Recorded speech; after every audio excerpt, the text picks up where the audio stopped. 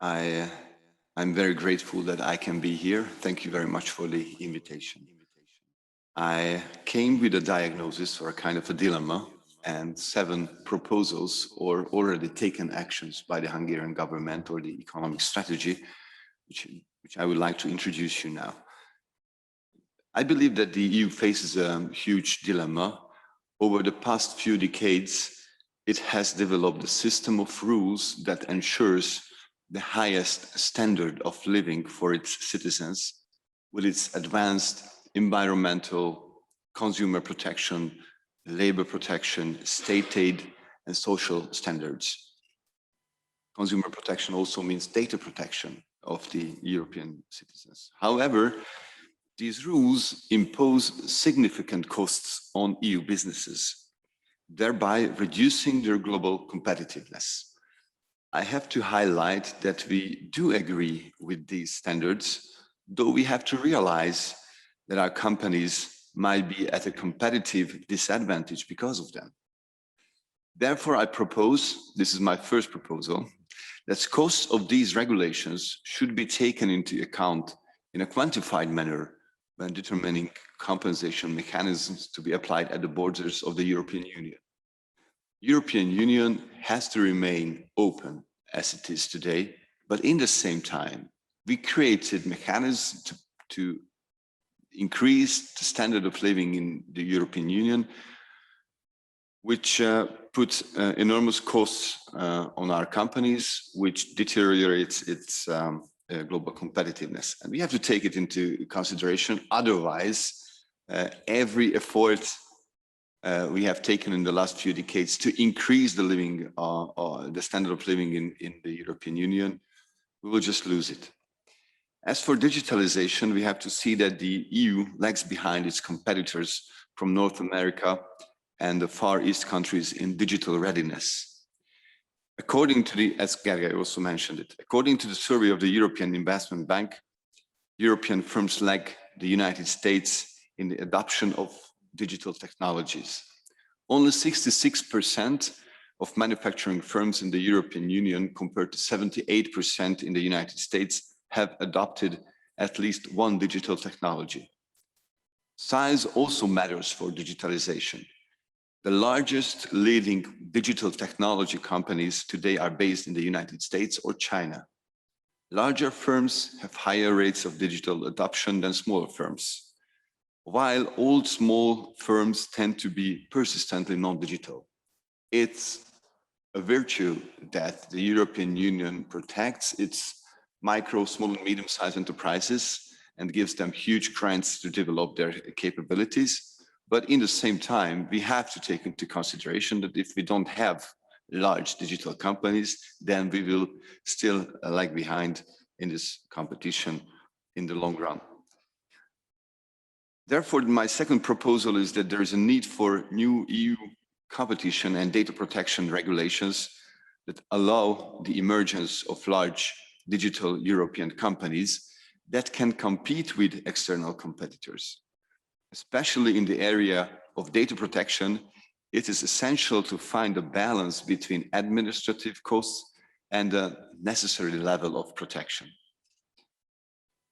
My third proposal is that in addition to the regulatory environment, development is also needed with regard to digital infrastructure, as digital technologies, products, and electronic components are mostly developed outside of the European Union. These strategic dependencies must be reduced.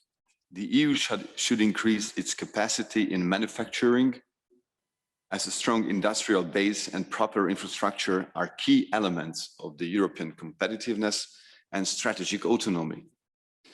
Some of the critical areas where we have to launch or speed up developments are the following: microelectronics industry, trustable European cloud services, European supercomputer infrastructure, HPCs, 5G networks, artificial intelligence applications, smart health solutions, autonomous vehicles. Launching the new important projects of common European interest, we call it IPCEI here in Hungary, in these front-runner technologies can help achieve our goal to build our European digital industrial strategic autonomy. So we are strongly supporting IPSAIs in the European Union. We are very happy that the European Commission started this initiative. My fourth proposal is that we have to ensure the level playing field for our high-tech and innovative companies at global stage. Moreover, these innovative companies and startups have to remain in national or European ownership. European ownership for us is national from our European patriotic point of view.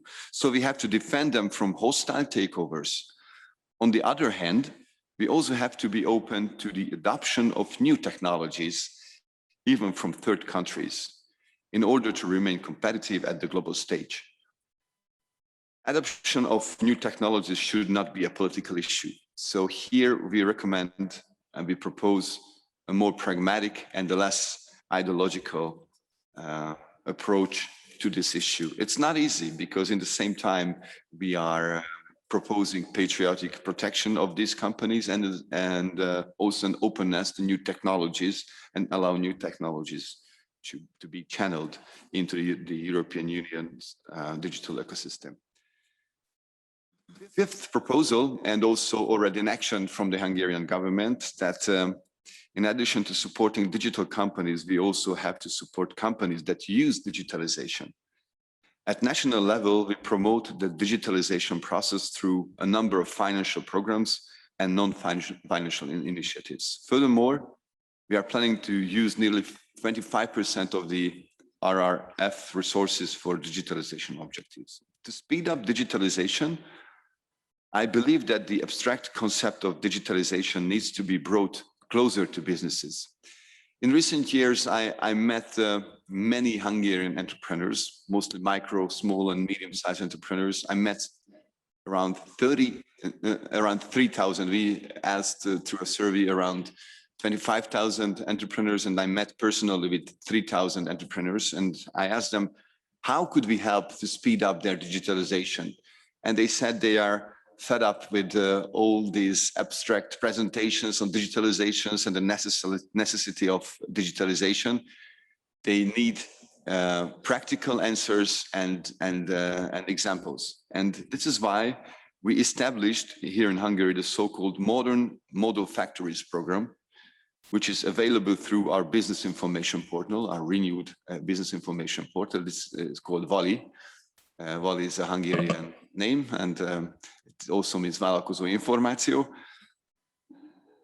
And some entrepreneurs call it Valika already, so they are addressing some emails to Vali. And in this program, we approached 100 Hungarian companies which use future technologies and are very much advanced in digitalization, just to open up and allow other companies to visit them. And we were hoping that at least 20% of these companies will be ready to open up and show their capabilities, how they use the future technologies. And we were very surprised to get the feedback that all the 100 companies we approached joined the Modern Model Factories program. And now these future technologies in every field, every industrial sector, and in every size are available in practice for our companies which would like to digitalize. In the following areas, for example, big data, data management, intelligent energy use, artificial intelligence, Internet of Things, automation, and robotics solutions. The sixth proposal and action that we have taken during the crisis, we agree with the Commission that digitally skilled population and highly skilled digital professionals are also essential. During the COVID-19 crisis, we launched an 8-week free IT training, which was also praised by Margaret Vestager, Vice President of the European Commission responsible for digitalization. We had a personal discussion with Margaret Vestager, and she told that they proposed to all the countries to launch such kind of a program, and probably we were the only ones who did it. More than 60,000 Hungarians applied for this course, 40,000 made it through. 8,000 made a successful exam at the end, and now we are the first 1,000 selected trainees in the program of programmers are just finishing and taking their exams these days. Some were working as a desk manager at a multinational trade chain, and now they will become programmers.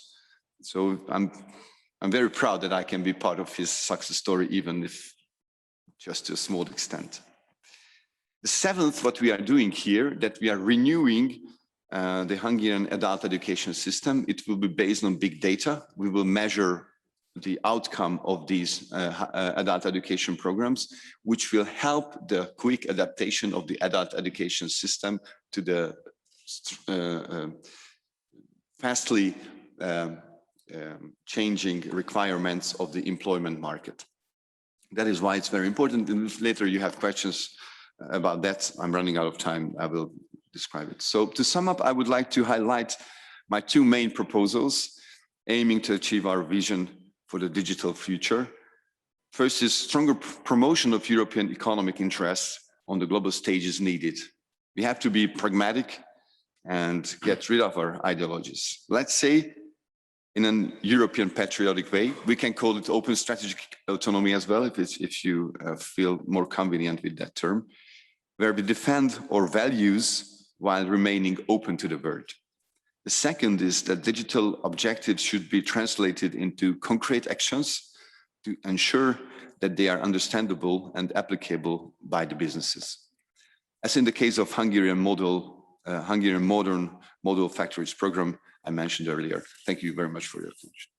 State Secretary, thank you so much for presenting Hungary's strategic objectives and the proposals for the European Union, and especially thank you for emphasizing the problem of hostile takeovers, which is a very rarely discussed topic.